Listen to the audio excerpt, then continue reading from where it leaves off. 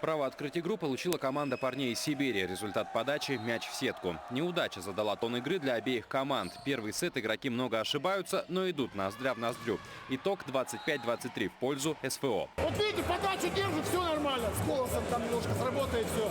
Видите, сами ошибки делаем. И это, они сняться у нас не могут. Давай. Наставления тренера дали результат. Второй сет Сибирь играет увереннее, отрываясь от команды соперника на несколько очков уже к середине. Громко звучат крики «Сибирь вперед!». Скандируют лидеры женского турнира команды СФО вместе с тренером. Я абсолютно уверена, что это претенденты на медали, а какого достоинства время покажет. Я уверена в своих коллегах.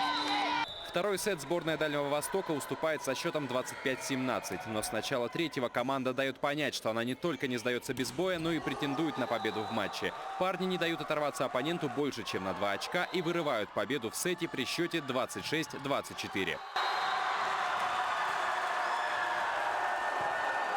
Такой накал страстей пришелся по вкусу зрителям. Они отметили увлекательную игру, которую показывают волейболисты обеих команд. Первая партия, конечно, была не очень красивой. Ребята пристреливались, но сейчас все в целом хорошо. Интересно, очень нравится. Насыщенно, очень ярко, ребята стараются. На четвертый сет дальневосточники вышли с твердым намерением сравнять общий счет матча. Однако сибиряки превзошли их в сыгранности. Итог встречи 3-1. Павел Танин, Карл Ларионов, Дети Азии, Якутск.